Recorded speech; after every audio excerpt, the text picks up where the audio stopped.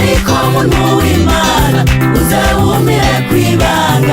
Hahiriwe uwihangana agashiza kwiherezo, kuko amaze kunesha azohabwa ingororano. Ibigora mu rugendo ntibizobura gushika, ariko muntu w'Imana uze wumire kwibanga. Hahiriwe uwihangana agashiza kwiherezo, kuko amaze kunesha azohabwa ingororano. Naho musi ya none hari ibibazo byinshi biduca intege cyane tugasuhuza umutima, ariko muhumure ingororano ziriho zibitswe neza, zibikiwe abihanganye. Ukomeze kwihangana turi hafi gutaha.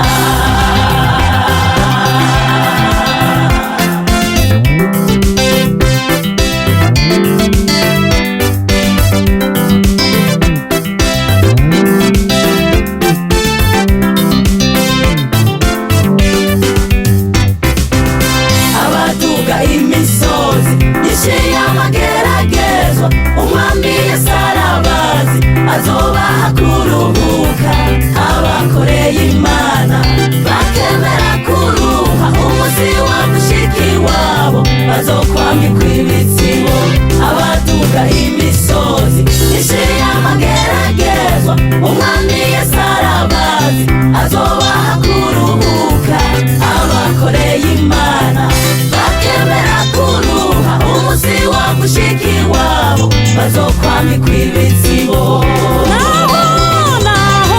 Naho musi ya none hari ibibazo byinshi biduca intege cyane tugasuhuza umutima, ariko ingororano ziriho zibitswe neza, zibikiwe abihanganye.